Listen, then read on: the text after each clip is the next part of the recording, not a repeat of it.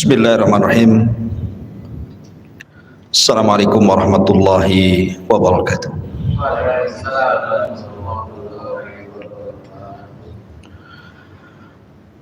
Alhamdulillah, wassalatu wassalamu ala rasulillah wa ala alihi wa sahbihi wa mawalah wa la hawla wa la quwata illa billahi wa ba'du.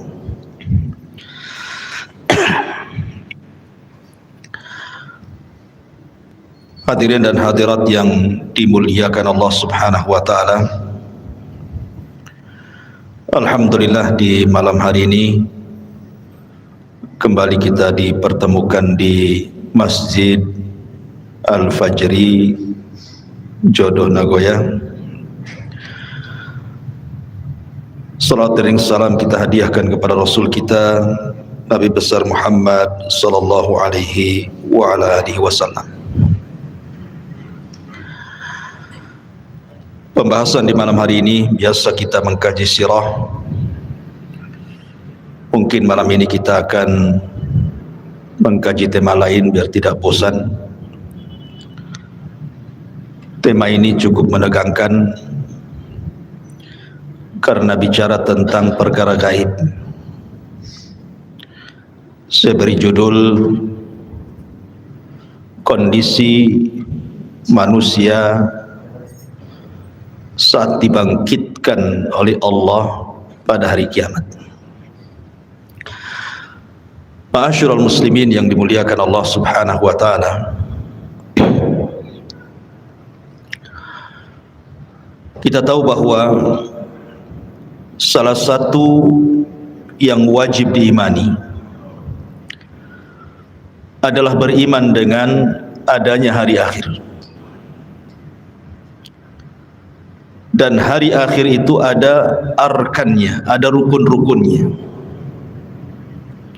Dan rukun-rukun hari akhir itu terdapat 5 perkara yang harus diyakini. Yang pertama, kematian. Wajib diimani, karena kita pasti mati. Yang kedua, alam barzah. Harus diyakini. Kemudian yang ketiga, alam mahsyar, bahwa kita akan dibangkitkan oleh Allah Subhanahu wa ta'ala dan dikumpulkan. Kemudian yang keempat, hisab, balasan.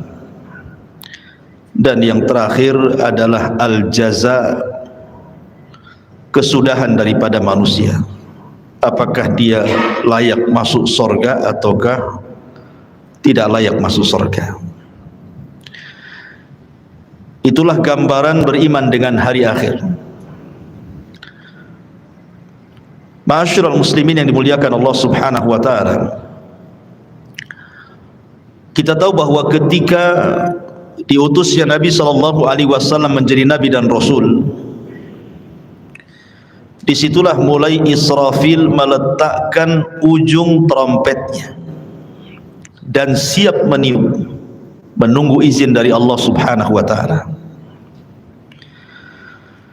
Kenapa Israfil baru meletakkan moncong sangkakalanya saat diutusnya Nabi sallallahu alaihi wasallam? Karena Nabi kita adalah akhirul anbiya, akhir dari seluruh para nabi. Dan kita adalah akhir al-umam, akhir dari seluruh umat. Artinya tidak ada nabi setelah Nabi Muhammad sallallahu alaihi wasallam dan tidak ada umat setelah umat Rasul sallallahu alaihi wasallam. Setelahnya kiamat. Makanya Nabi sallallahu alaihi wasallam ketika suatu hari tidak nyenyak tidur, tidak enak makan, merenung, sahabat heran dan bertanya. Maka Nabi sallallahu alaihi wasallam menjawab, bagaimana mungkin aku bisa nikmat hidup, nikmat tidur, nikmat makan, nikmat minum dan begitu seterusnya. Faqad iltaqama sahibul qarni qarnan, sementara malaikat Israfil, pemilik sangkakala itu, siap meniupkan trompetnya. Kapan diizinkan Allah, maka dia akan tiupkan itu. Tetapi keadilan Allah Subhanahu wa ta'ala, setiap perkara itu ada muqaddimahnya.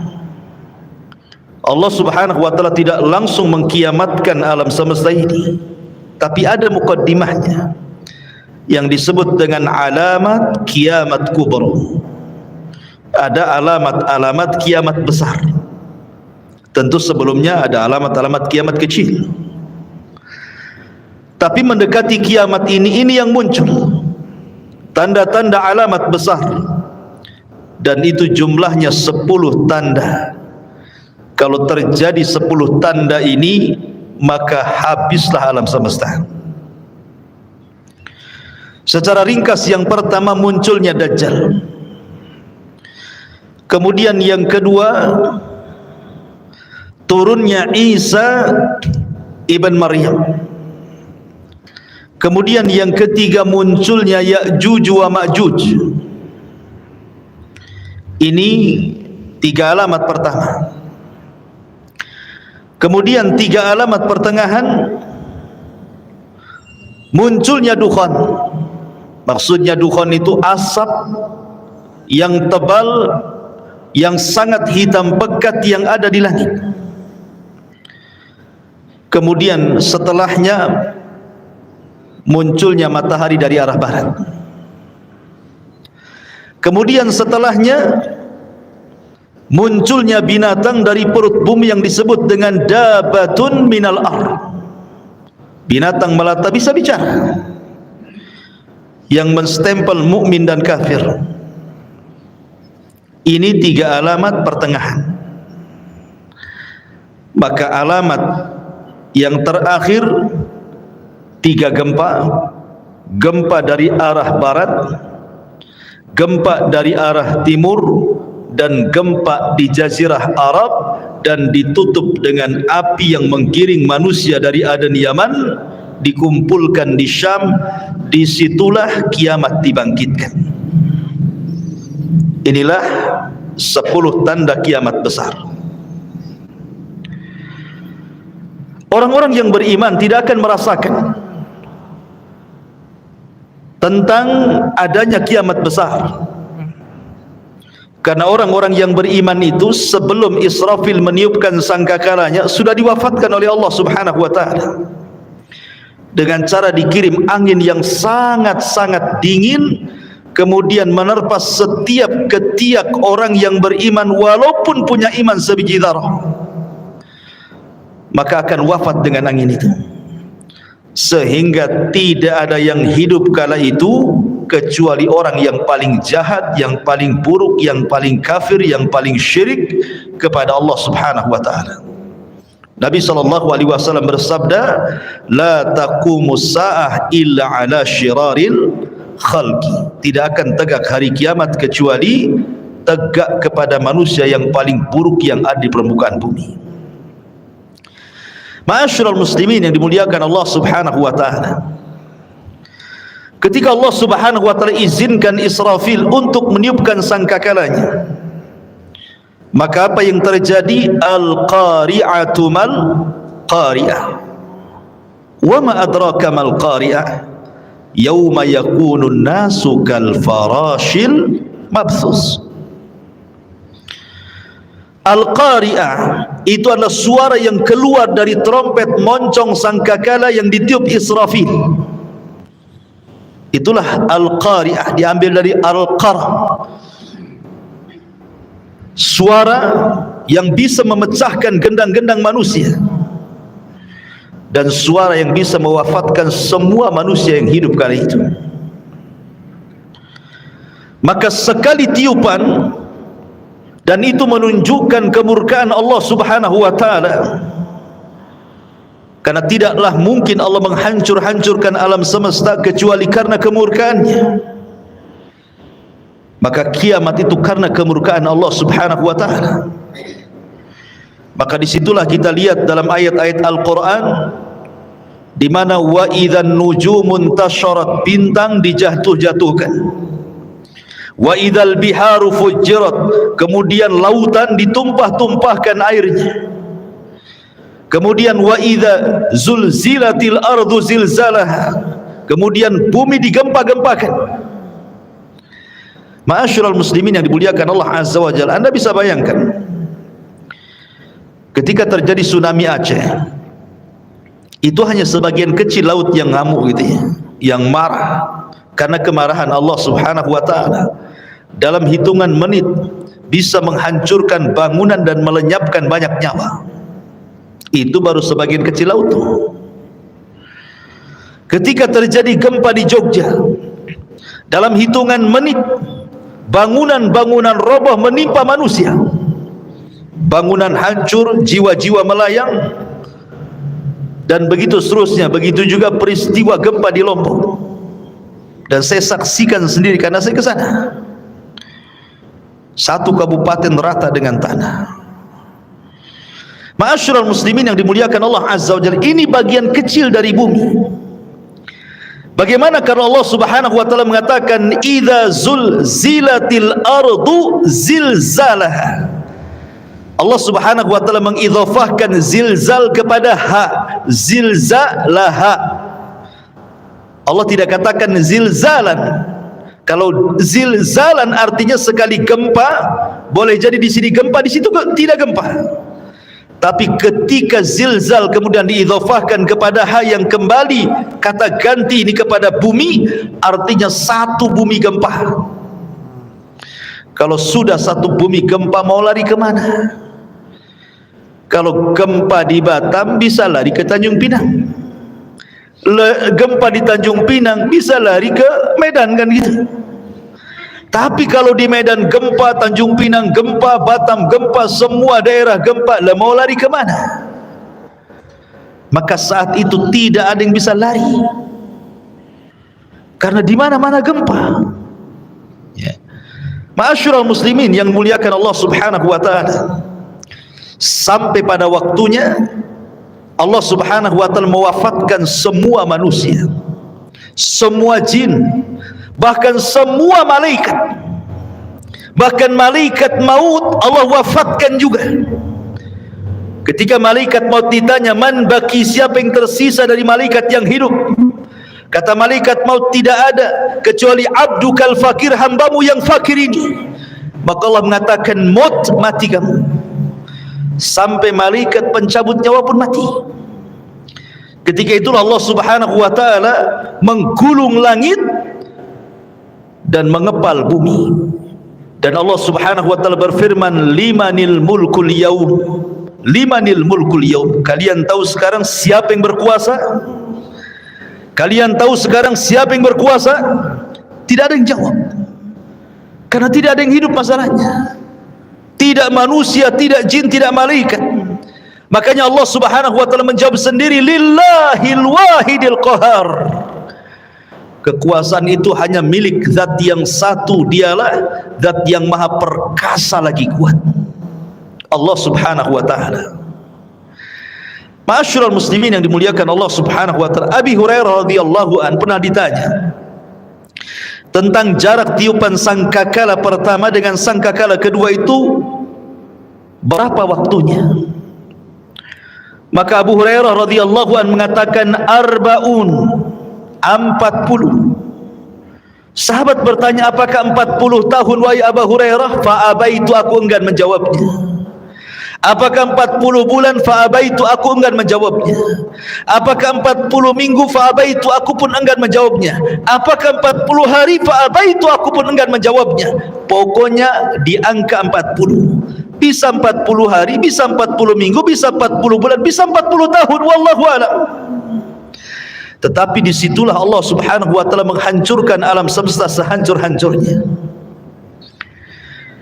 Ketika Allah Subhanahu wa taala menghancurkan sampai bumi yang kita pijak ini Allah hancurkan, Allah berfirman, yauma tubaddalul ardu ghairal ardi. Ketika Allah Subhanahu wa taala ganti bumi yang kita pijak dengan bumi yang lain. Maknanya Ada sebagian ahli tafsir mengatakan maksudnya mengganti bumi dengan bumi yang lain itu zatnya, artinya keseluruhan bumi. Allah hancurkan dulu, baru Allah hamparkan. Ada juga yang mengatakan sifatnya. Tapi yang jelas bahwa bumi yang kita pijak ini menurut pendapat yang kuat wallahu alam dalam bentuk bulat, nanti pada hari kiamat sudah tidak bulat lagi, tetapi Allah hamparkan sebagaimana Allah mengatakan wal ardu muddat wa alqat ma fiha wa takhallat. Dan ketika itu bumi dihamparkan dengan bentuk yang sangat putih bersih dan seolah-olah tidak pernah ada orang maksiat di atasnya. Ma'asyiral muslimin yang dimuliakan Allah Subhanahu wa taala, disinilah manusia akan dibangkitkan dengan tiupan sangkakala Israfil yang kedua. Ikhwan,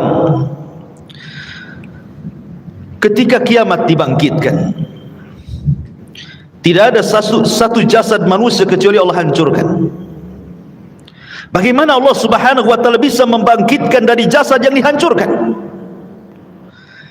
Ternyata Allah Subhanahu wa taala tidak menghancurkan semua jasad saat kiamat dibangkitkan. Bahkan dari Adam alaihi salatu wassalam yang dikubur lebih dulu dibandingkan kita dan seluruh anak keturunannya, yang jumlah mereka tidak ada yang tahu kecuali Allah. Berapalah jumlah yang hidup di permukaan bumi sekarang, ikhwan, dibandingkan orang yang ada di kuburan?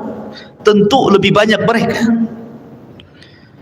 Mungkin jasad mereka sudah dimakan tanah, tetapi Allah Subhanahu wa taala dengan kuasanya ada satu jasad manusia tidak dihancurkan Allah Subhanahu wa taala. Bagaimanapun caranya. Apa itu? Tulang ekor manusia. Tulang ekor manusia walaupun kecil itu tidak akan dihancurkan walaupun dikiamatkan bumi ini. Kenapa? Karena dari tulang ekor itulah kita dibangkitkan oleh Allah Subhanahu wa taala. Jasad boleh hancur tapi tulang ekor tidak hancur. Jasad boleh hancur tapi ruh tidak hancur. Ruh tetap Allah Subhanahu wa taala letakkan di mana? Kalau ruhnya orang-orang yang beriman Allah letakkan fil illiyin, di tempat yang paling mulia, yang paling tinggi. Tapi kalau ruhnya orang kafir diletakkan di tempat yang paling rendah, di dasar bumi yang paling rendah, yang paling dasar. Lah ketika tiupan sangkakala yang kedua, Allah Subhanahu wa taala berfirman, wa akhrajatil ardu athqalaha, dan kami keluarkan beban-beban isi bumi ke permukaan. Wa alqat ma fiha wa takhallat, dan kami lempar beban bumi dan semua ada di permukaan bumi. Tentu setelah bumi diganti dengan bumi yang baru. Ini jasad, belum ada ruh. Dan bagaimana Allah Subhanahu wa taala bisa membangkitkan dari tulang ekornya? Dalam hadis yang sahih Allah Subhanahu wa taala mengirimkan hujan, karena asal kehidupan itu dari air, dan kami jadikan air itu segala sesuatu bisa hidup, kan itu. Wa ja'alnal ma' kulla syai'in hayy, kami jadikan air itu segala sesuatu hidup. Maka Allah akan hujani itu bumi itu. Ketika setiap tulang ekor tersentuh dengan air hujan tersebut, maka semua terlempar ke permukaan. Kemudian Allah ciptakan kembali jasad yang sudah hancur itu. Di situ Allah Subhanahu wa taala katakan, wa idzan nufusu zuwizat. Ketika Allah lesatkan setiap ruh-ruh yang diletakkan di illiyin kalau dia ruhnya mukmin, dan roh-roh yang ada di sijin kalau dia kafir munafik, dilesatkan semuanya. Subhanallah, tidak ada yang tertukar. Ruh masuk ke jasad-jasadnya yang pernah dia tempati di bumi, semua akan melesat di situ. Disitulah terjadi dalam akidah ahli sunnah wal jamaah sebagai yaumul ba'thi wan nusyur, hari kebangkitan, di mana manusia akan dibangkitkan di situ. Bagaimana kondisi mereka dibangkitkan? Allah Subhanahu wa taala menyamakan kebangkitan manusia di padang mahsyar itu dengan dua binatang. Pertama dengan laron, dan yang kedua dengan belalang. Adapun dengan laron, Allah Subhanahu wa taala berfirman, Al-qari'atu mal-qari'ah, wa ma adraka mal-qari'ah, yauma yakunu an-nasu kal farash. Farash itu artinya laron yang berhamburan. Tetapi dalam ayat yang lain Allah mengatakan kal jaradil muntashir, seperti belalang-belalang yang berterbangan. Satunya laron berhamburan, satunya belalang berterbangan. Apa bedanya? Menurut ulama akidah, adapun ketika Allah Subhanahu wa taala menyamakan hari kebangkitan itu manusia seperti laron, itulah permulaan kebangkitan. Di mana ketika manusia bangkit, ikhwan, manusia itu tidak tahu harus kemana, karena padang pasir itu la ma'lama fi, tidak ada tanda sama sekali, karena tanah itu putih bersih, tidak ada tanda sama sekali. Ketika di dunia banyak tanda, ini desa, ini kecamatan, ini ibu kota, ini gang, ini jalan, ini lorong, dan begitu seterusnya. Ini kota, ini desa, ini hutan. Di dunia ada maklam, ada tanda. Tapi di akhirat tidak ada tanda. Masalahnya, Anda mau lari kemana? Mau cari rumah siapa? Sementara ketika Allah Subhanahu wa taala ganti bumi itu datar, tidak ada yang meninggi, tidak ada yang merendah, tidak ada gunung, tidak ada bukit, tidak ada lembah, semua datar. Kenapa Allah ciptakan seperti itu? Supaya menampung manusia sejak zaman Adam sampai yang terakhir mati. Kalau sekarang bumi dalam bentuk sekarang dibangkitkan sejak Adam sampai sekarang, mungkin bumi tidak akan cukup, karena ada tempat-tempat yang tidak layak dihuni, kan gitu. Tetapi ketika bumi didatarkan, tidak ada yang meninggi, tidak ada yang merendah, tidak ada gunung, tidak ada bukit, tidak ada lembah, semua orang bisa bangkit di situ. Ma'asyiral muslimin yang dimuliakan Allah Azza wa Jalla, lah ketika awal bangkit itulah Allah mengatakan seperti laron. Antum perhatikan laron, apabila ada lampu datang laron, laron ini kalau terbang tidak ada aturan, nabrak kawannya, tiba-tiba besoknya sudah sayapnya bertebaran di mana-mana, jatuh sana kemari, kan? Begitulah kondisi laron. Itulah awal kebangkitan. Manusia lari ke sana, lari ke sini, tidak tahu kemana harus dituju, nabrak sana, nabrak sini, ya. Baru setelah kemudian ada panggilan di satu titik, agar mereka mendekati kepada panggilan yang Allah Azza wa Jal perintahkan malaikat untuk memanggil, barulah mereka tertib mengarah ke satu titik. Itulah yang disebut dengan jaradil muntashir, seperti belalang. Karena belalang ini kalau terbang bersama koloninya, dia jelas kemana arahnya, ya. Makanya Allah Subhanahu wa ta'ala menyebutkan dengan dua binatang, belalang dan laron, baru ke satu titik. Ma'asyiral muslimin yang dimuliakan Allah Subhanahu wa ta'ala, di sini ada peristiwa yang luar biasa. Saat terjadi kiamat, ikhwan, semua bintang dan galaksi dijatuhkan dan ditubruk-tubrukan, kecuali dua bintang yang tidak dijatuhkan. Pertama matahari dan bulan tidak dijatuhkan. Justru matahari yang tidak mungkin berjumpa dengan bulan, karena ketika terbenamnya matahari muncul bulan, ketika bulan kemudian terbenam muncul matahari. Tidak mungkin bulan berjumpa dengan matahari. Tapi nanti pada hari kiamat Allah katakan wa jumi'a syamsu wal qamar, Allah gabungkan matahari dan bulan jadi satu. Inilah makhluk yang Allah Subhanahu wa ta'ala kemudian diletakkan di atas kita 1 mil pada hari kiamat. Sampai rawi hadis ragu-ragu tentang bahasa mil dalam hadis itu. Apakah mil itu maknanya jarak? Ya, ada meter, ada kilo, ada mil. Ataukah mil itu alat untuk bercelak yang hanya 1 jengkal di atas kepala? Wallahu alam, kata perawi hadis ini. Anggaplah 1 mil itu di atas kepala itu maksudnya mil jarak. Itu saja ikhwatu fiddin sudah luar biasa panasnya, apalagi kalau di atas kepala. Padahal di dunia ini Allah Subhanahu wa taala sudah berikan keadilan kan, di mana matahari diletakkan pada porosnya, disesuaikan dengan daya kehidupan manusia, sehingga manusia tidak terlalu kedinginan, tidak terlalu kepanasan. Allah letakkan persis di porosnya. Kalau seandainya matahari yang di porosnya ini mendekat sedikit ke bumi, terbakar bumi. Kalau seandainya matahari di porosnya menjauh dari bumi, bekulah bumi. Makanya Allah letakkan itu supaya tidak beku dan tidak terbakar, pas di tempatnya. Tetapi Allah Subhanahu wa taala pada hari kiamat Allah kumpulkan matahari dan bulan. Walaupun kesudahannya matahari dan bulan ini kemana? Dimasukkan ke dalam jahanam. Sampai sahabat bertanya, Rasul, apa dosa matahari? Kenapa dimasukkan ke dalam jahanam?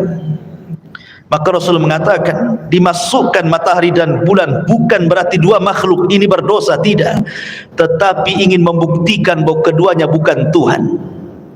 Biar para penyembah bintang di bumi, para penyembah matahari dan bulan tahu bahwa matahari dan bulan itu bukan Tuhan. Makanya dipendamkan ke neraka, sehingga ahlun nar melihat matahari yang dipendamkan ke neraka, rupanya keduanya bukan Tuhan. Ya, memang bukan Tuhan. Makanya Allah mengatakan, la tasjudu lisyamsi wala lilqamari wasjudu lillahi alladhi khalaqahunna in kuntum iyyahu ta'budun. Jangan sujud kepada matahari dan bulan, tapi sujudlah kepada yang menciptakan keduanya kalau kalian betul-betul beribadah kepada Allah Azza wa Jalla. Ma'asyiral muslimin yang dimuliakan Allah Subhanahu wa taala. Bagaimana manusia saat dibangkitkan? Nabi sallallahu alaihi wasallam bersabda, yuhsyarun nas yaumal qiyamah khufatan uratan ghurlan buhman. Aisyah radhiyallahu anha menceritakan, nanti pada hari kiamat manusia akan dikumpulkan khufatan, tanpa beralas kaki. Anda bisa bayangkan saat matahari di siang hari kemudian memanasi aspal yang ada di jalan-jalan. Coba Anda jalan tanpa alas kaki, rasakan panasnya. Atau di gurun pasir gitu ya. Bagaimana orang bisa berjalan di dunia saja tanpa alas kaki, bagaimana pula di akhirat matahari didekatkan? Begitu panasnya kaki ini ketika mijak bumi itu kan. Kemudian kata Rasul sallallahu alaihi wasallam, khufatan uratan, tanpa ada baju lengket di badan. Tidak pakai baju, tidak pakai celana. Tidak ada yang menyelimuti badannya, satu helai kain pun tidak ada di badannya. Bayangkan matahari dekat tuh. Kita saja ya kan itu ya, apabila telanjang di tengah matahari terik siang-siang itu panasnya luar biasa. Ini telanjang bulat ya. Kemudian kata Nabi sallallahu alaihi wasallam, khufatan duratan ghurlan, kembali tidak dikhitan. Waktu kita dikhitan, kita dibuang kulit, kemaluan, kemudian entah berantah kulit itu. Tapi Allah akan kembalikan lagi ke setiap jasad manusia. Untuk apa? Lidiqqatil hisab, kata para ulama, supaya hisabnya betul-betul komplit, sampai kepada masalah kulit kemaluan pun harus nempel, supaya betul-betul dihisab ya. Kemudian yang terakhir kata Rasul, ghurlan, tanpa bawa harta di badan. Artinya tidak bawa harta di badan itu ya tidak bawa apa-apa ya. Kalau di bumi ini antum pamannya safar bawa dompet gitu kan masih tenang lah tuh ya.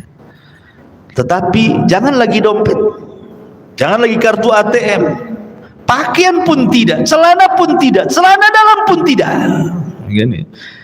Lalu apa yang dibanggakan pada hari kiamat ikhwan? Itu menunjukkan bahwa Allahu aghniya wa nahnul fuqara. Allah itulah zat yang kaya, kita ini fakir ya.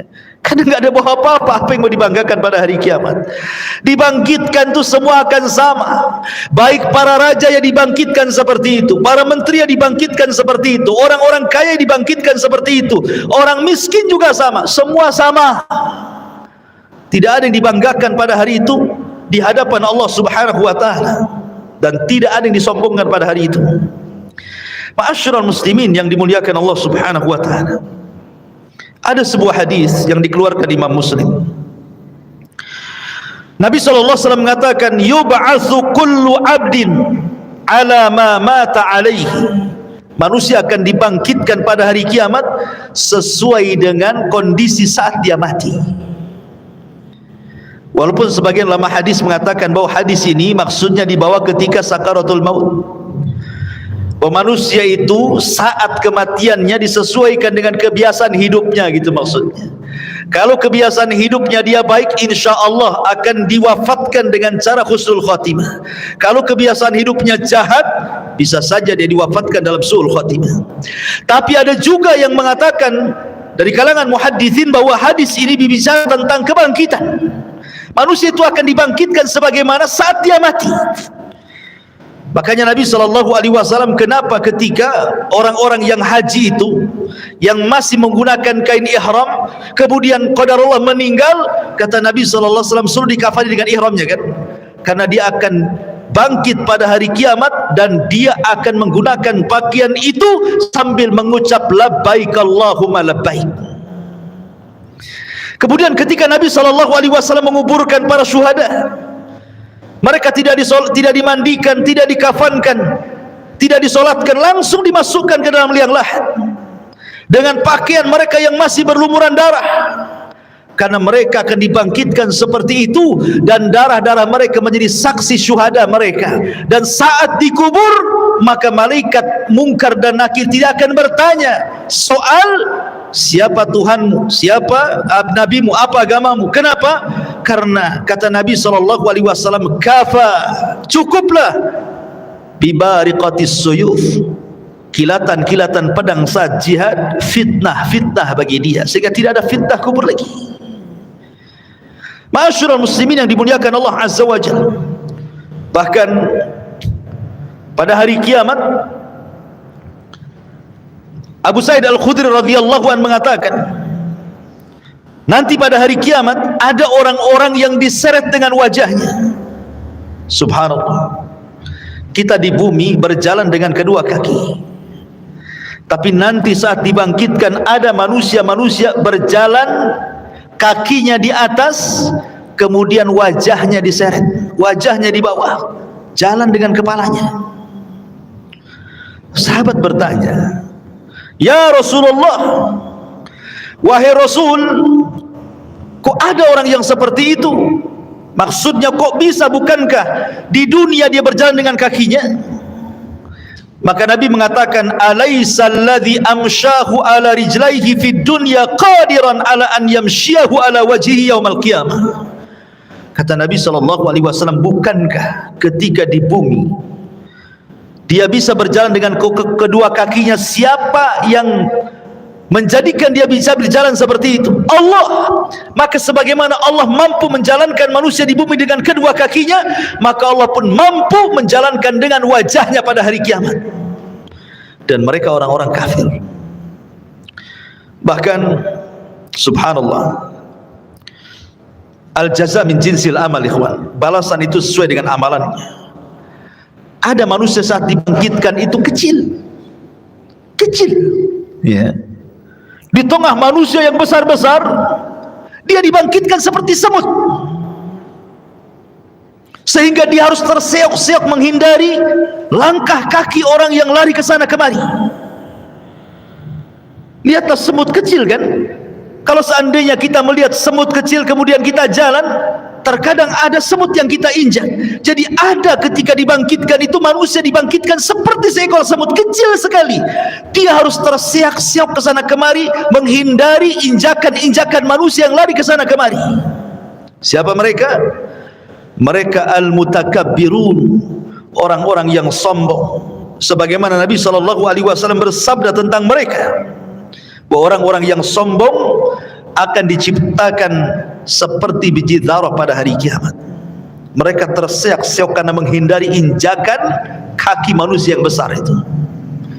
Kenapa Allah buat dia kecil? Karena ketika di dunia dia merasa besar. Ya kan, orang sombong itu kan merasa besar ya. Maka Allah buat kecil pada hari kiamat. Ada juga ma'asyiral muslimin yang dimuliakan Allah Azza wa Jalla, ketika dia bangkit, dia kemudian tersiak-siak kayak orang mabuk, tidak tahu harus kemana. Dan mereka adalah para pemakan riba.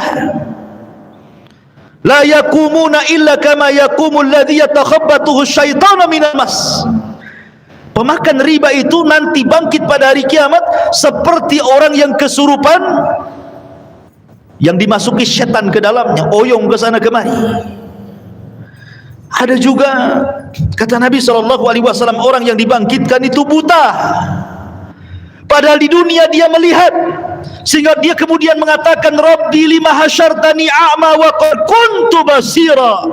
Rabb, kenapa kau bangkitkan aku dalam kondisi buta? Dulu di dunia aku melihat. Maka Allah Subhanahu wa taala mengatakan, ya, karena engkau ketika di dunia melupakan ayat-ayatku, sekarang kulupakan kau buat buta, kata Allah Subhanahu wa taala. Jadi macam-macam orang dibangkitkan itu. Ada yang berteriak-teriak memanggil-manggil Allah Subhanahu wa taala, ya Rabb, ya Rabb. Tapi Allah tidak memandangnya sama sekali. Ada orang-orang yang tidak akan pernah dipandang pada hari kiamat. Bahkan tidak akan diberikan rahmat, bahkan sudah disediakan azab yang pedih. Subhanallah. Kalau sampai kita tidak dipandang oleh Allah Subhanahu wa taala, berarti kita akan merasakan peritnya neraka jahanam. Siapa mereka? Kata Nabi SAW, salasatun la yukallimuhumullahu yaumal qiyamah wa la yuzakkihim wa la yanzuru ilaihim wa lahum adzabun alim. 3 orang tidak akan diajak bicara pada hari kiamat, tidak akan disucikan, tidak akan dilihat, bahkan azab sudah menunggu mereka. Pertama, syekhun zani, sudah tua tapi suka berzina, menunjukkan akhlaknya buruk. Kemudian yang kedua, malikun kadzab, raja pendusta, penguasa para pendusta, mendustakan rakyatnya. Wa'ilun mustakbir, sudah miskin sombong pula dia. Kemudian juga Rasul mengatakan, salasatun la yukallimuhumullahu yaumal qiyamah. Ada juga orang-orang yang tidak akan diajak bicara oleh Allah Subhanahu wa taala, tidak akan disucikan, tidak akan dilihat. Bagi mereka azab yang pedih. Al-musbil, orang yang melembrehkan pakaiannya di bawah mata kaki. Al-mannan, orang yang suka mengadu domba ke sana kemari. Al-munfik sil'atahu bil hanifil kadib, seorang pedagang untuk melariskan dagangannya berdusta dengan sumpah kepada Allah Azza wa Jalla. Mereka tidak akan diajak bicara, mereka tidak akan dilihat oleh Allah Subhanahu wa taala. Termasuk juga rajulun ata rajulan au imra'atun fi duburi, atau seseorang laki-laki yang melakukan homoseksual, tidak akan diajak bicara, tidak akan disucikan, tidak akan dilihat oleh Allah. Atau seorang laki-laki yang berhubungan lewat dubur istrinya, tidak akan diajak bicara, tidak akan disucikan, bahkan tidak akan dilihat oleh Allah Subhanahu wa taala.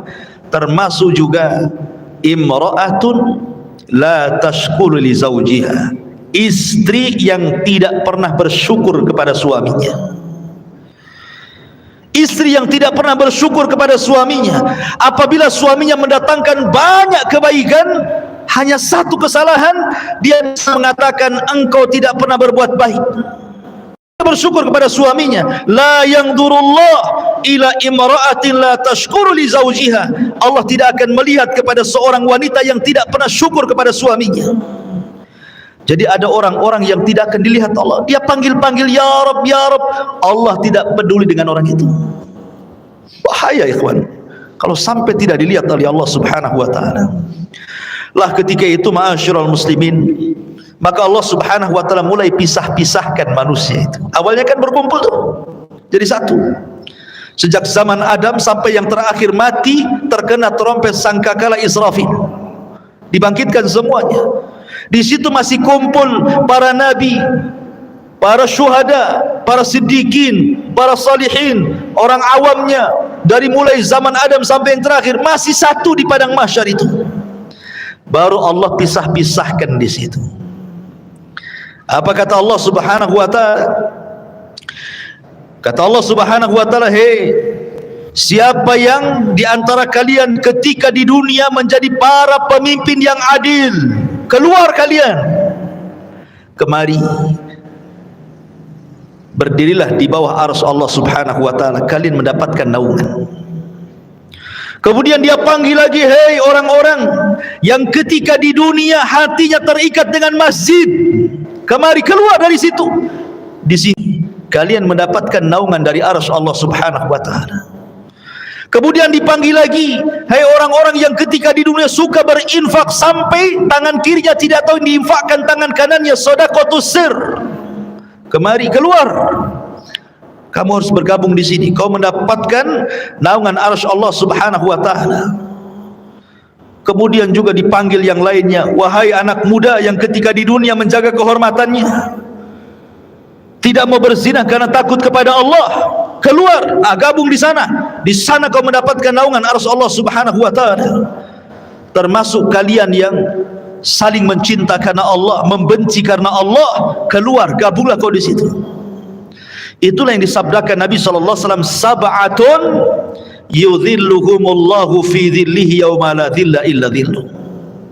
7 orang yang akan mendapatkan naungan di hari yang tidak ada naungan kecuali naungan Allah Subhanahu wa taala.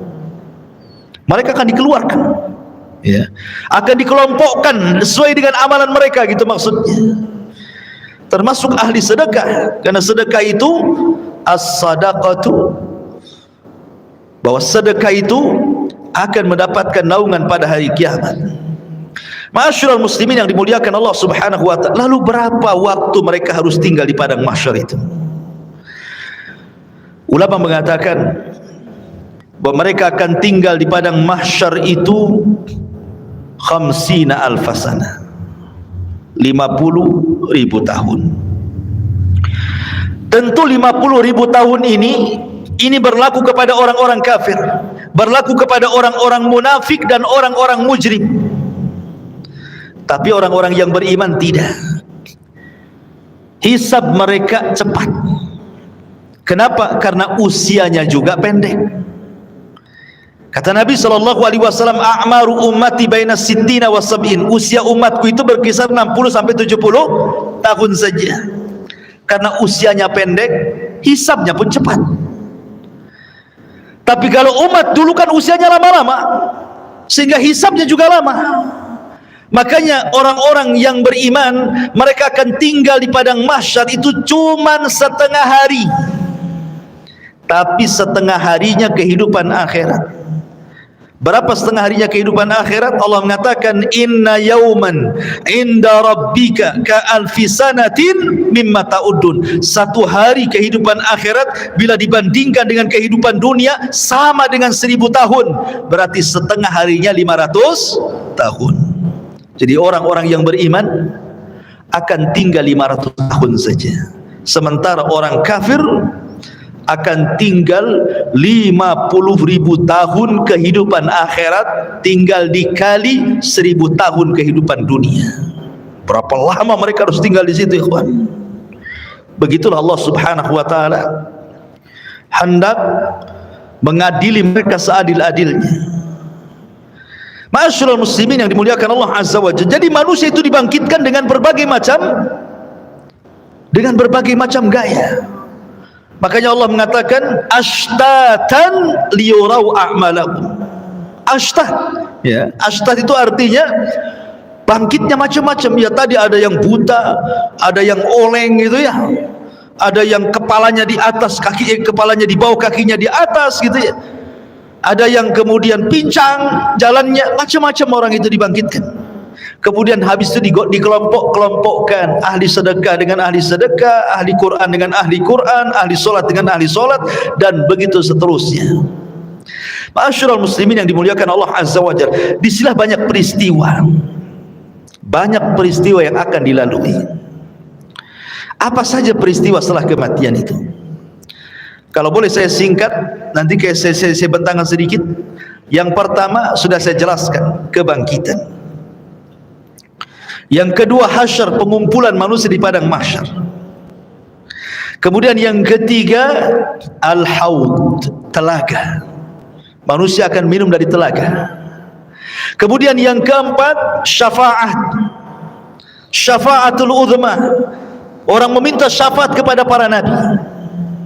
Kemudian yang kelima, dimulai hisab. Kemudian yang keenam, barulah kemudian diterbangkan catatan. Baru ada yang mengambil dengan tangan kanan, tangan kiri, dan di belakang punggungnya. Kemudian yang nomor 7, barulah ada mizan, timbangan. Kemudian yang nomor 8, barulah kemudian jahanam didatangkan, kemudian jembatan diletakkan di bawah jahanam. Di atas jahanam, bawahnya jahanam, itulah titian siratal mustaqim. Jisrun mamdudun fawqa jahannam. Sebuah titian, bawahnya jahanam. Kemudian manusia akan lewat di titian itu. Kemudian yang nomor berapa? 9. Manusia akan kumpul di kontor. Disinilah akan terjadi kisos. Tapi kisosnya sesama orang yang beriman. Tapi kalau kisosnya sesama orang kafir sebelum titian siratal mustaqim. Baru setelah di kontor, barulah mereka akan berjubel di pintu-pintu surga. Baru setelah itu, tidak ada yang bisa membuka pintu surga kecuali Nabi SAW. Baik, kita urai sedikit. Tadi sudah jelaskan, yang pertama hari kebangkitan, manusia dibangkitkan, kemudian dikumpulkan. Ketika manusia tertidur dan cukup lama, kemudian terbangun, pasti yang Anda rasakan akan merasakan haus yang luar biasa. Iya kan? Kalau tidur lama gitu kan, bangun pasti pengen minum. Seperti Anda juga pengen minum. Bismillah, minum dulu. Masya Allah. Jadi ketika mereka kehausan ini, maka mereka mencari air. Setiap para nabi Allah Subhanahu wa taala sudah berikan telaga. Likullin nabi haudun. Setiap nabi diberikan telaga.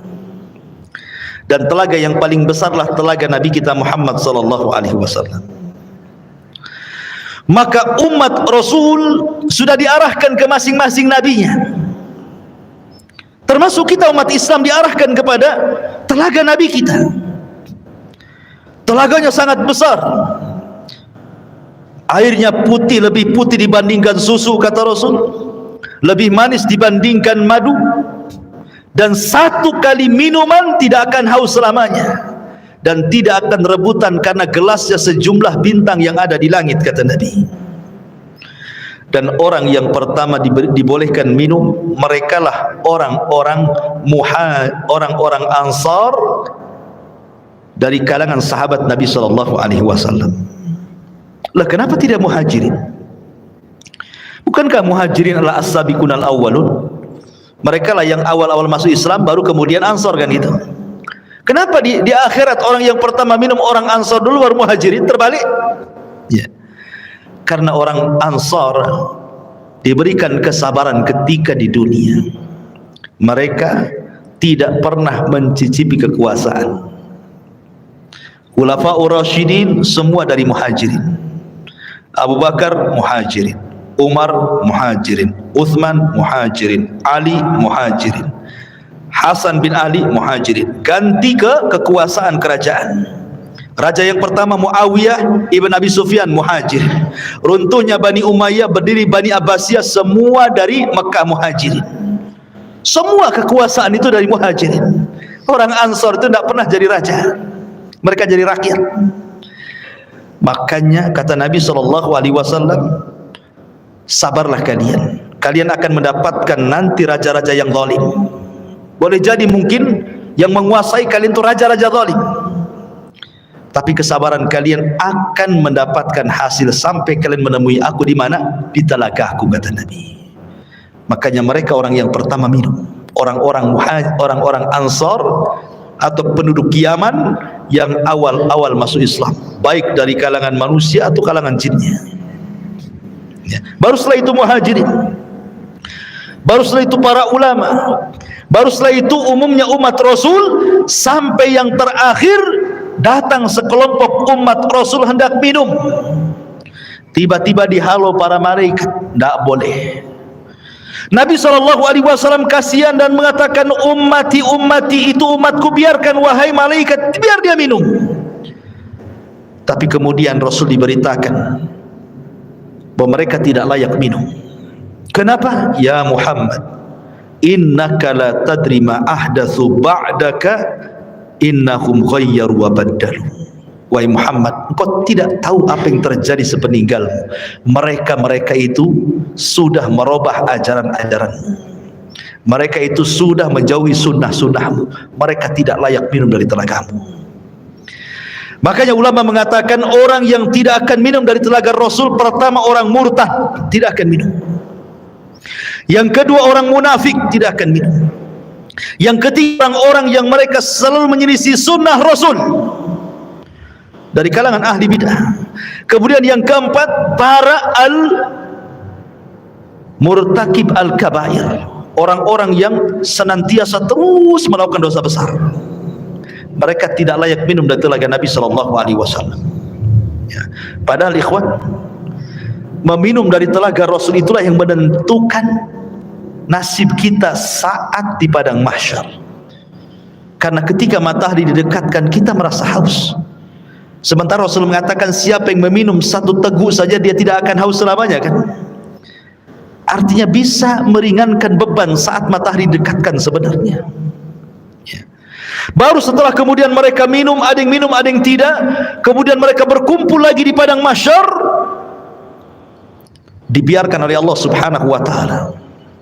Dengan matahari didekatkan, kemudian keringat dicucurkan, sampai-sampai keringatnya membanjiri, sampai kalau seandainya ada perahu dijalankan, perahu bisa jalan di keringatnya. Karena ada yang tenggelam selutut, ada yang tenggelam sepusat, ada yang tenggelam sedada, ada yang tenggelam setelinga, ada yang tenggelam betul-betul dengan keringatnya, sesuai dengan amalannya.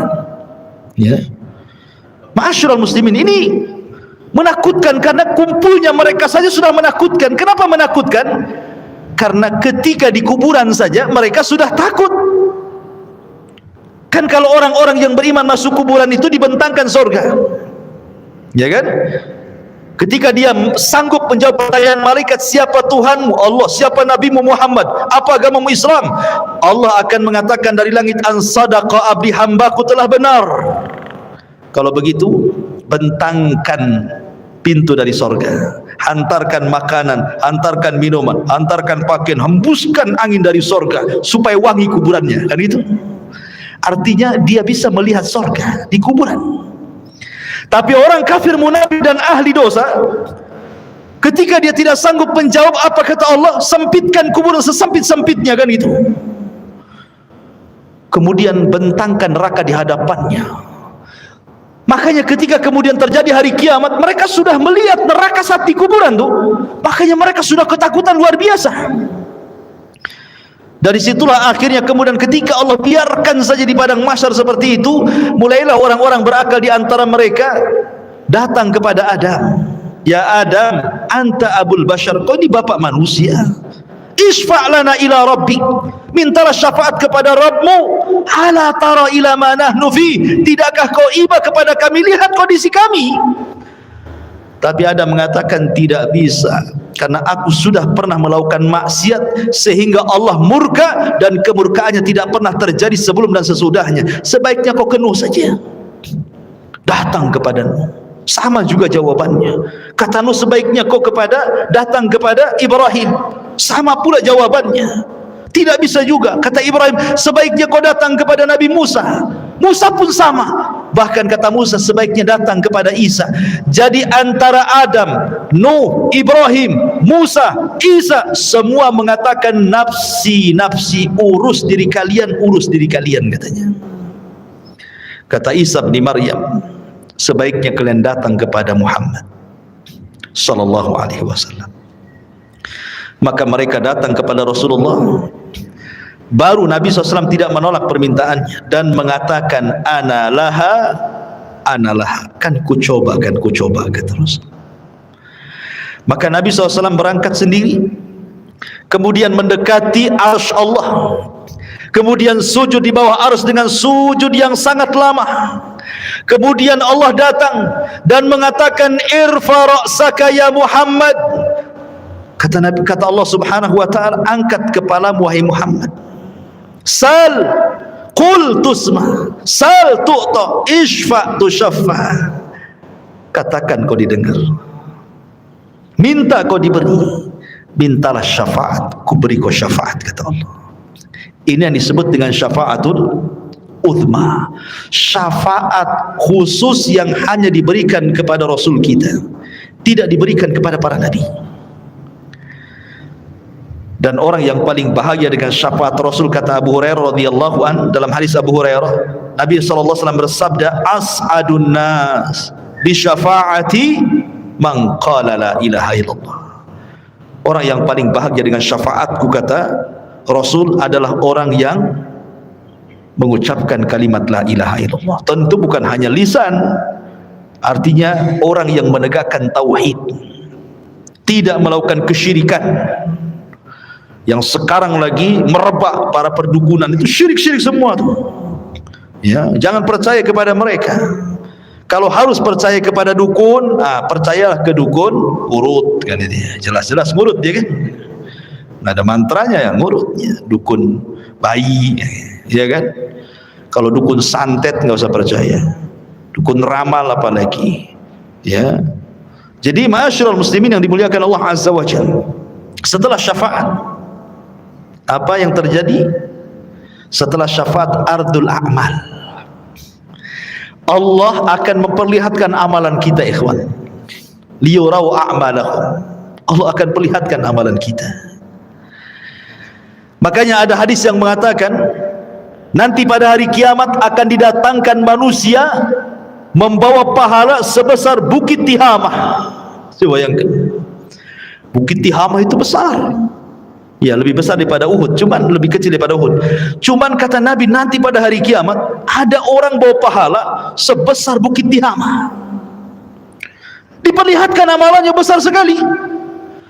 Tiba-tiba kemudian amalan itu dihilangkan. Gara-gara apa? Karena orang itu suka bermaksiat sendirian. Dia bermaksiat sendirian. Kok bisa maksiat sendirian? Nah, inilah ini alat maksiat sendirian. Ini alat maksiat sendirian. Cukup saya dan handphone saja. Itu maksiat sendirian, dalam kamar sendirian, nyumpet apa antum ya. Entah lagi nyebar hoax di situ. Copy paste hoax, ya kan? Atau apalah yang dilihat di situ. Ya. Waktunya sholat masjid aja situ kan. Ini maksiat sendirian. Nanti ada orang pada hari kiamat pahalanya sebesar gunung Tihamah. Rupanya setelah diperlihatkan itu saja, tiba-tiba dihilangkan. Kemudian ditanya kenapa dihilangkan? Itulah akibat maksiat sendiri, kesendirian tadi. Ada juga orang yang datangkan, masya Allah, di dunia ahli sedekah. Ahli sedekah. Ada masjid perlu bangunan disumbang dia, ada madrasah perlu uang disumbang dia, ada fakir miskin butuh biaya disumbang dia. Tidak ada tempat kecuali disumbang dia. Dipanggil oleh Allah, diperlihatkan amalan dia di dunia, dibuat layar tancap, seolah-olah dia diingatkan, tuh kamu tuh waktu di dunia itu, tuh kamu bawa uang ke masjid ini, kau bawa uang ke masjid itu, kau bawa uang ke panti asuhan ini. Diperlihatkan amalannya di dunia. Kemudian Allah mengatakan, betul itu kamu tuh yang jalan ke sana kemari? Oh iya, dengan bangganya, itu saya wahai Allah. Ya. Kemudian Allah mengatakan, untuk apa kau amalkan itu? Maka dia mengatakan, saya bersedekah untukmu ya Rabb. Kata Allah, kadzabta, dusta kamu. Kadzabta, dusta kamu.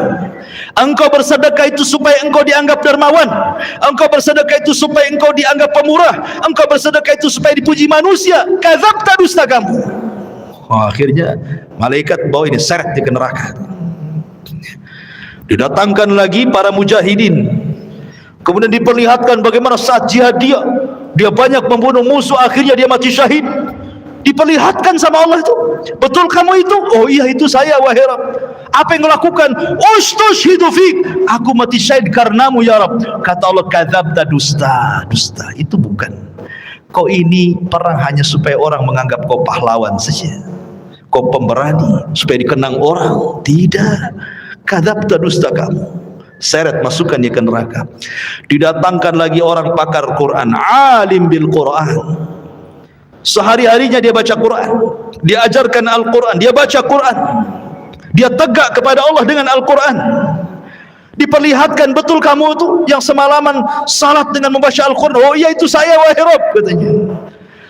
Untuk apa kau lakukan? Oh, qara'tu fikal Quran, aku baca Quran untukmu ya Rabb. Kadzabta, dusta kamu. Kamu membaca Quran itu supaya manusia menganggap kau qari, ahli pakar Quran, hebat dalam Quran, dan begitu seterusnya. Kadzabta, dusta kamu. Seret ke neraka.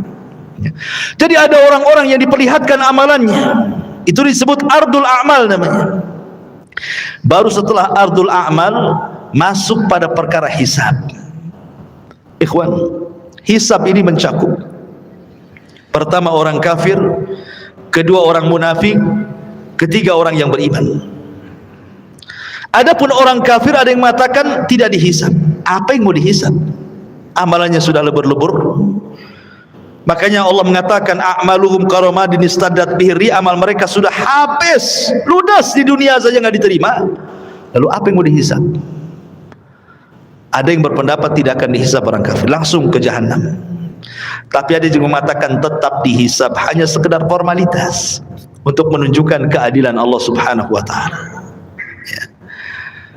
Orang munafik lebih jahat dibandingkan orang kafir. Maksudnya munafik i'tiqad ya, bukan munafik amal. Apa bedanya munafik i'tiqad dengan amal? Kalau munafik i'tiqad itu zahirnya Islam, hatinya kafir. Jadi dia masuk Islam dengan badannya, keluar dari Islam dengan hatinya. Tapi kalau munafik amal ini masih muslim, dia hanya meniru sifat munafik. Kalau ngomong dusta, kalau janji khianat, itu munafik amal namanya. Beda ya. Dia tidak dikeluarkan dari Islam. Jadi munafik yang dikeluarkan dari Islam itu yang mendohirkan Islam, menyembunyikan kekufuran, seperti orang-orang orientalis dan begitu seterusnya. Ya, karena ada orang-orang misionaris yang ingin memurtadkan kaum muslimin, pura-pura masuk Islam. Gitu ya. Adapun hisabnya orang-orang mukmin ada dua. Ada yang disebut dengan hisaban yasira, mudah hisabnya. Ada yang disebut dengan hisaban asira, sulit hisabnya. Apa bedanya? Kata Nabi SAW, hisab yang mudah itu, orang ini akan ditanya oleh Allah Subhanahu wa taala semua apa yang dilakukan dia di dunia, tetapi dia tidak diwajibkan untuk menjawab, hanya mengiyahkan saja. Betul kamu zina? Iya. Betul kamu rampok? Iya. Betul kamu ini? Iya. Betul kamu itu? Iya. Betul kamu sholat? Iya. Betul kamu puasa? Ya, gitu saja. Ya. Habis itu Allah tutupi aibnya dan Allah ampuni dosanya. Itu hisab yasir, mudah. Tapi hisabnya ada yang sulit. Bagaimana caranya? Ketika dia tanya soal amalannya, dia bantah. Dia membantah Allah. Kamu juri? Enggak. Itu bantah namanya. Korupsi? Enggak. Jadi sehingga harus datangkan saksi. Kata Nabi SAW, manukisha udzib. Siapa yang ketika dihisab ada bantah-bantahan, maka akan diazab orang ini. Ya. Itulah yang disebut hisaban asir, hisab yang sulit. Kalau dia sampai bantah-bantahan, berarti dia mendapatkan hisab yang sulit. Tapi kalau tidak ada bantah-bantahan, dia hanya sekedar ikrar, menetapkan apa yang ia lakukan saja, habis itu Allah tutup dan Allah ampuni, berarti dia mudah hisabnya. Ya. Itulah yang disebut dengan hisab mudah dan hisab sulit. Lah, setelah kemudian manusia dihisab, baru terjadi tatayur suhuf.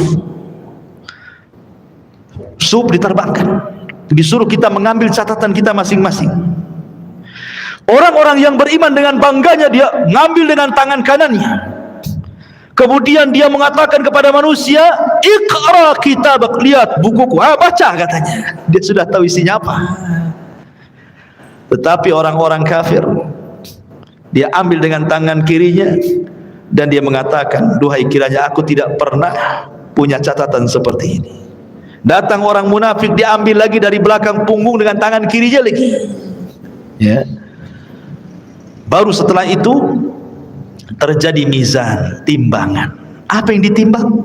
Badannya, amalannya, dan catatan yang dibawanya. Faman thaqulat mawazinu fahuwa fi isyatir radiyah. Kalau berat timbangan kebaikannya, dia akan mendapatkan kehidupan yang diridhoi oleh Allah. Faman khaffat mawazinu fa ummuhu hawiyah wa ma adraka ma hiya narun hamiyah. Tapi yang kemudian khaffat, ringan kebaikannya, berat pula keburukannya, maka dia masuk ke neraka hawiyah. Ya. Ma'asyiral muslimin yang dimuliakan Allah Subhanahu wa taala. Baru setelah proses mizan, timbangan, baru kemudian Allah Subhanahu wa taala akan datangkan apa? Jahannam. Allah mengatakan waji'a bi jahannam. Pada hari itu akan didatangkan neraka jahannam. Waji'a bi jahannam yauma idzin yatadzakkarul insan. Ketika jahannam dihadirkan, barulah ingat manusia, kenapalah di dunia saya seperti ini, seperti itu. Kemudian malaikat akan datang bersaf-saf, wal malaku saffan saffa. Disitulah Allah Subhanahu wa taala akan datang dan akan mengajak bicara satu persatu hamba-hambanya. Ada yang diajak bicara, ada yang tidak diajak bicara, sebagaimana sudah saya jelaskan tadi. Ya. Baru setelah itu titian dibentangkan, jisrun mamdudun fawqa jahannam. Jadi akan diletakkan semacam jisr. Jisr itu jembatan. Ya. Yang Nabi SAW katakan tentang masalah jembatan ini, kalau boleh saya ringkas, jembatan ini amat sangat licin. Jembatan ini menggelincirkan.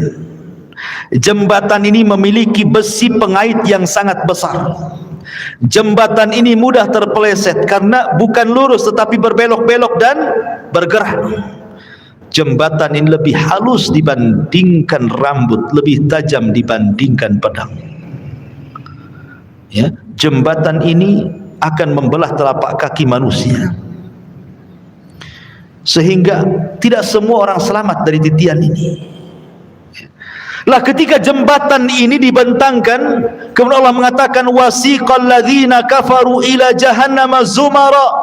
Allah langsung masukkan orang kafir, tidak pernah masuk titian orang kafir itu, langsung dimasukkan ke dalam jahannam. Sehingga yang tersisa cuma dua, mukmin dan kafir. Lalu Allah berikan cahaya untuk modal melewati titian itu. Ada yang seperti kilat atau di ujung saja. Ada yang seperti kuda balap atau di ujung saja. Ada yang seperti pelari kencang atau di ujung saja. Ada yang jalan, ada yang merangkak, ada yang jatuh bangun, begitu seterusnya. Karena ada kalalib di situ, ada kait mengait, ya, yang ujungnya seperti duri dan akan menghantam siapa saja. Kemudian kalau sudah terlempar dari jisr itu, dari titian itu, maka akan sampai di dasar jahanam itu setelah 70 tahun.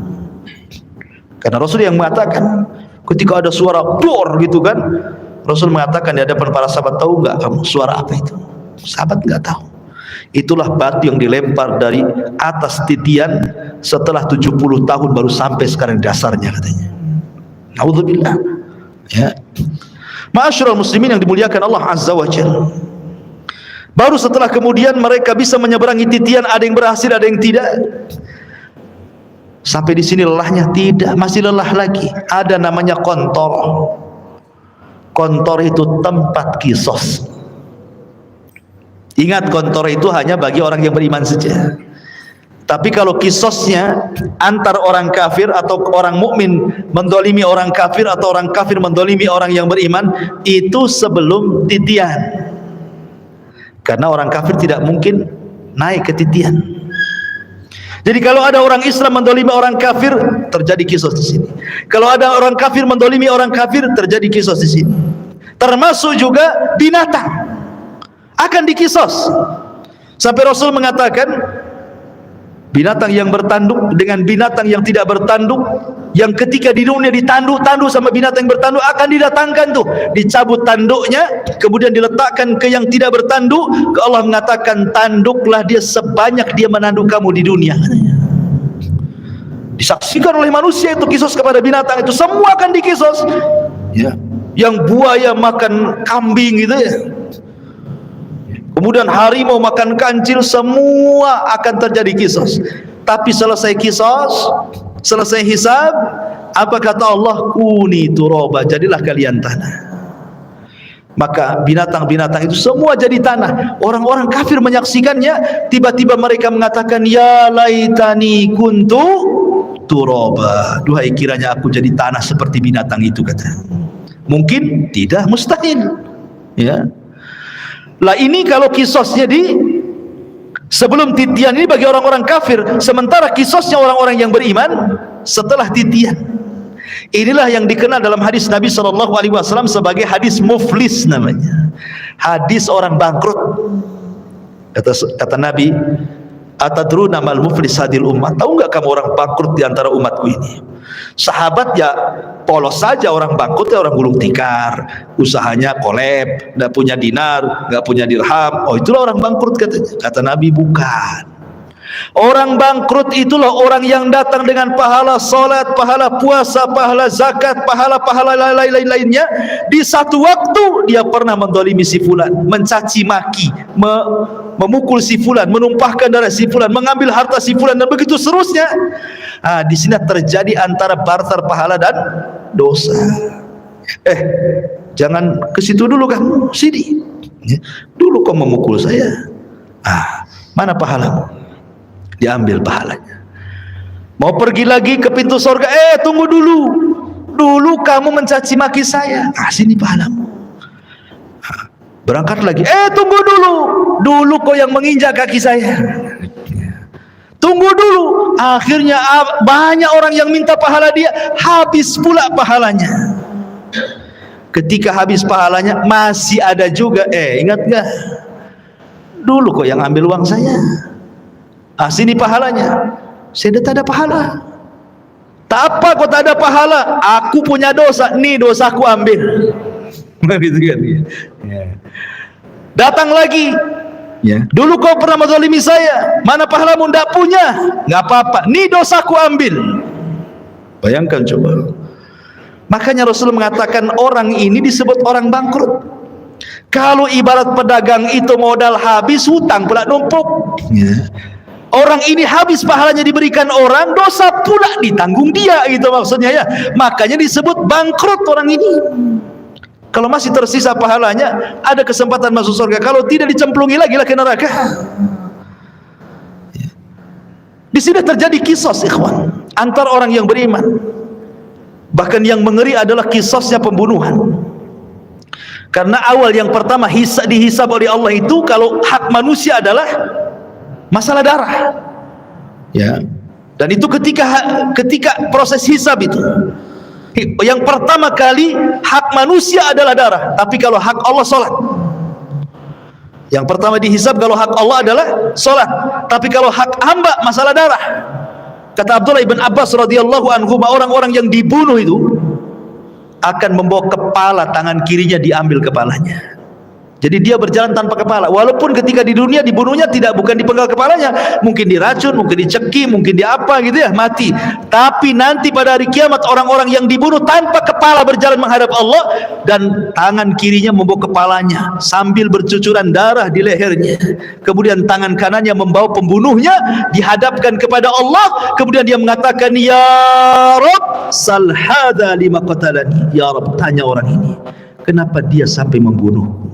Tanya, ya, karena pembunuhan itu kan sebagaimana sabda Rasul nanti di akhir zaman, al-qatil la yadri fi ma qatal wal maqtulu la yadri fi ma qutil. Orang yang membunuh bingung kenapa dia bisa membunuh, orang yang dibunuh lebih bingung lagi kenapa saya bisa dibunuh.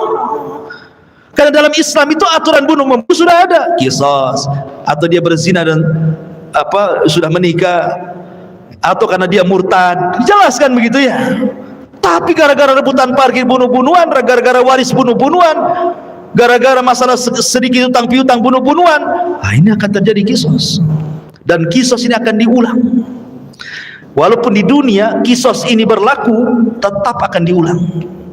Karena yang namanya qisas itu belum memuaskan sebuah keadilan, walaupun sesuai dengan syariat Islam.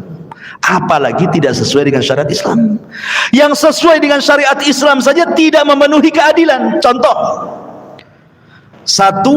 si A membunuh si B, yang satu preman, yang si B ini orang soleh. Si B ini dia penopang keluarganya, yang satu ini preman. Dibunuhlah orang baik ini, kemudian datang ke mahkamah Islam, diponis qisas, dibunuh premannya, akhirnya sama-sama mati kan. Tapi bagi keluarga belum ada keadilan. Ini yang mati orang baik ya, ketika dia sudah meninggal akhirnya terputuslah nafkah ke keluarganya. Ini yang preman dibunuh lagi, yang keluarganya aja nggak suka dia preman, biarkan aja dia mati kan. Jadi belum memenuhi keadilan kan hati kita ini. Maka di akhirat diulang lagi supaya memenuhi keadilan. Makanya ketika masuk surga, kata Ibnu Utsaimin rahimahullahu taala, wa naza'na ma fi sudurihim min ghillin ikhwana, tidak ada lagi dendam, tidak ada lagi marah ya, tidak ada lagi dendam kesumat, betul-betul dihilangkan dalam hatinya. Karena sudah ada kisah 2 kali kan, ingin menghilangkan dendam kesumatnya. Ketika masuk surga semua jadi satu hati ya. Jadi terjadi kisah tuh. Kembali ke kontora. Setelah kontora itulah adalah pintu-pintu surga. Disitulah manusia berjubel di pintu-pintu surga. Kata Rasul, sayati alaikum zaman kadidu minaz ziham, akan datang waktunya manusia berdesak-desakan di pintu surga. Tidak ada yang bisa membuka pintu surga. Sampai pun Adam tidak bisa membuka pintu surga kecuali Nabi kita Muhammad SAW. Ana awal man aftatihu babal jannah, saya orang yang pertama kali membuka pintu surga. Ketika Rasul buka pintu surga, tiba-tiba ada wanita mau mendahului masuk ke dalam surga ya. Ada perempuan lari mau mendahului Nabi masuk surga. Kata Rasul, tunggu dulu, siapa kamu? Maka wanita dia mengatakan, saya wanita yang merawat banyak anak yatim ya. Dari sini kata para, lihat bagaimana para pengkafil yatim berdua sama masuk ke dalam surga. Itulah yang dinamakan ana wa kafilul yatim fil jannati kahataini. Aku dan para perawat anak yatim itu seperti ini di surga, kata Nabi. Ya kan? Tetapi yang jelas bahwa di sini Rasul yang pertama kali masuk surga ya bukan wanita ini. Cuma dia mau bersama Nabi, mau mendahului Nabi, cuma di stop kan gitu ya. Bagaimanapun yang pertama membuka pintu surga Rasul, yang pertama masuk ke dalam surga pun Nabi sallallahu alaihi wasallam. Adapun kehidupan di surga tentu kehidupan yang luar biasa, karena bagaimanapun Rasul yang mengatakan a'dadtu li ibadis salihin ma la ainun ra'at wa la udhunun sami'at wa la khatara ala qalbi bashar, gitu ya. Aku siapkan di surga itu kenikmatan yang tidak pernah dilihat mata, didengar telinga, terlintas pun tidak. Subhanallah ya. Ma'asyiral muslimin yang dimuliakan Allah Subhanahu wa taala. Lah, surga itu bertingkat-tingkat. Ada sebuah hadis ketika menjelaskan tentang keutamaan qari'ul Quran, para penghafal Quran atau para penggemar membaca Quran. Kata Nabi sallallahu alaihi wasallam, ini di surga nih, Iqra wartaq warattil kama kunta turattil fid dunya fa inna manzilataka inda akhiri ayatin taqra'uha. Kata Rasul menjelaskan nanti di surga Allah akan memerintahkan para penghafal Quran atau orang-orang yang gemar membaca Quran, bacalah. Subhanallah, Quran ini bukan hanya dibaca di dunia, di surga pun dibaca ya. Bacalah, naiklah Karena nanti ahli sorga itu akan diberikan rop-rop sayap di belakangnya untuk naik ke tingkatan-tingkatan di atas. Naiklah, terbanglah, ya. Dan pelankan bacaanmu, tartilkan bacaanmu. Sebagaimana kau di dunia mentartilkan bacaan Quran, di sorga pun kau tartilkan.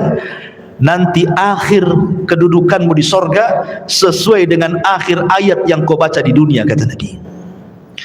Kata Ibnu Taimiyah, Syekhul Islam Ibnu Taimiyah, ketika memberikan catatan kepada hadis ini, bahwa tingkatan di sorga itu sejumlah ayat dalam Al-Quran. Berapa ayat dalam Al-Quran itu? 6.500 kurang lebih. Itu jumlah ayat dalam Quran itu 6.500 kurang lebih. Artinya tingkatan di sorga itu ya segitulah jumlahnya, 6.500 kurang lebih. Yang 100 tingkatan disediakan oleh Allah untuk para mujahidin fisabilillah, lebihnya sesuai dengan amalannya. Berarti di sini menunjukkan bahwa sorga itu banyak, 650 lebih, 6.500 tingkatan lebih. Sementara satu sorga itu luasnya selangit dan di sebumi, dan satu tingkatan ke tingkatan berikutnya itu perjalanan 500 tahun. Semakin tinggi sorga, semakin indah tingkatannya. Karena sorga itu sifatnya darajat tangga ke atas. Kalau neraka itu sifatnya darokat, tangga ke bawah makin jelek. Kalau sorga ke atas makin baik, gitu maksudnya. Makanya orang naik lebih lelah dibandingkan orang terjun. Coba lu terjun, tinggal jegur aja kan. Naik, capek sampai ke atas, ya kan? Makanya ke sorga itu perlu tenaga, perlu lelah, perlu letih. Ke neraka tidak perlu. Tinggal jegur aja antum ke situ. Jadilah antum penduduk neraka. Nggak perlu antum beli, nggak perlu antum bayar, nggak perlu pakai uang, dan tidak perlu sekolah. Orang maksiat itu tidak perlu sekolah. Kalau ibadah itu perlu sekolah karena ada ilmunya. Sholat aja ada ilmunya. Gimana takbiratul ihram, apa yang mau dibaca. Maksiat tidak perlu sekolah, tidak perlu S2 maksiat itu. Tamat TK aja bisa maksiat, ya. Makanya tidak lelah orang masuk neraka itu, tapi enak. Itulah makanya ikhwatu fiddin, kenapa sorga itu dibaluti dengan makari, hal-hal yang tidak suka. Sementara neraka itu dibaluti oleh syahwat, hal-hal yang orang suka masuk ke situ, ya. Lah sorga yang bertingkat-tingkat ini Allah subhanahu wa ta'ala berikan kepada siapa? Orang-orang yang masuk ke dalam sorga sesuai dengan tingkatannya. Bahkan di sorga itu minimal satu orang itu mendapatkan 2 istana. Paling sedikit orang yang masuk sorga itu dapat 2 istana. Dapat 2 istana. Kalau seandainya di dunia antum dapat 2 rumah di Sukajadi yang paling dalam, yang paling mewah itu, wah udah senang sekali. Tapi sayang rumah di Sukajadi nggak seberapa dibandingkan rumah di surga. Cuman karena nggak kelihatan, makanya malas untuk bangun rumah di surga. Maunya di dunia saja karena nampak gitu ya. Lah jadi paling sedikit orang masuk surga itu, setiap orang mukmin masuk surga minimalnya 2 istana Allah berikan. Kenapa? 1 istana solid milik dia, 1 istana itu milik orang kafir yang masuk neraka, diwariskan kepada orang yang beriman. Tilkumul jannah uristumuha, itulah surga yang diwariskan kepada kamu. Jadi minimalnya 2. Dan Allah mengatakan waliman khafa maqama rabbihi jannatan. Bagi yang takut kepada Rabbnya, maka dia Allah berikan 2 sorga. Tapi kita bisa lebih daripada hanya 2 istana.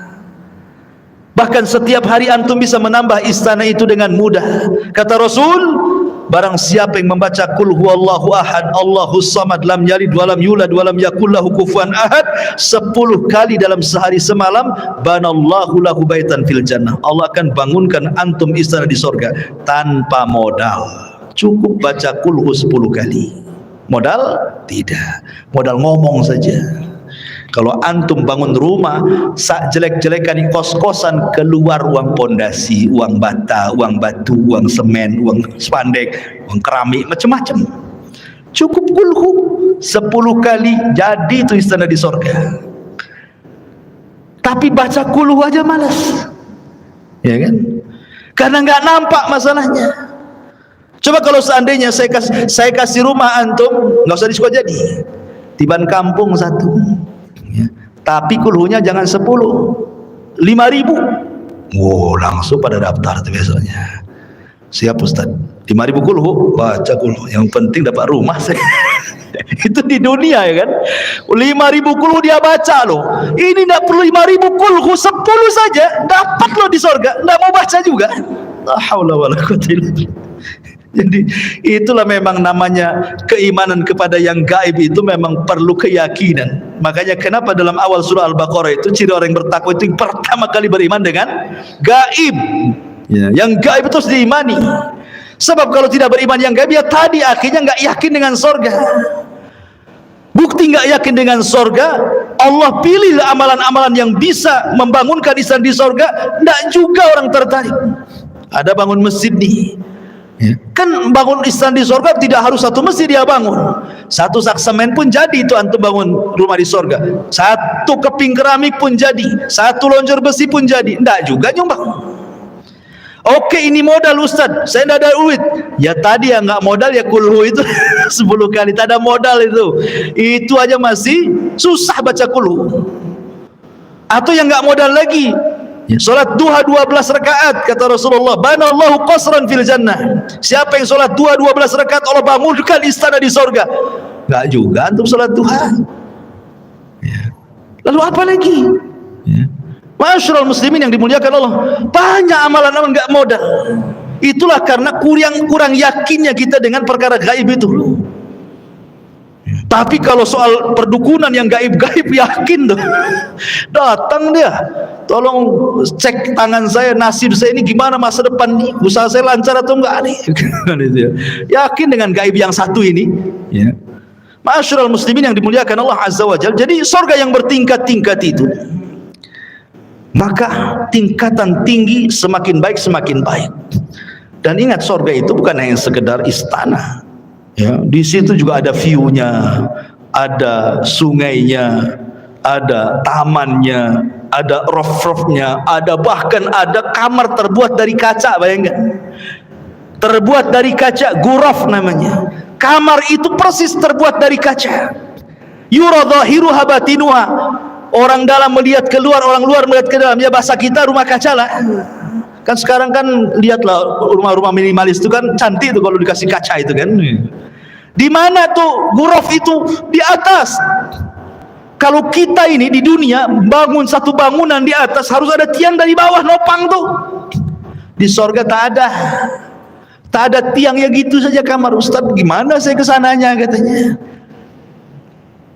Antum pikir antum di sorga kayak apa? Terbang antum ke sana. Ya. Karena semua binatang di sorga itu, jangankan kita, binatang di sorga semua terbang. Makanya bahasa Quran itu lahmi tair.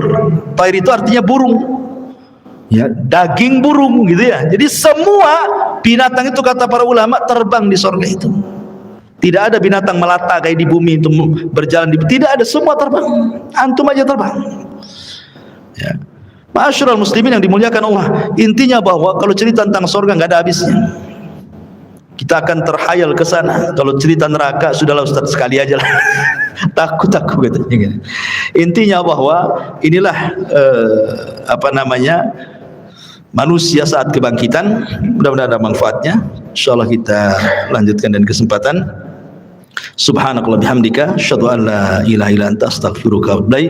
Allahu ta'ala alam. Assalamualaikum warahmatullahi wabarakatuh.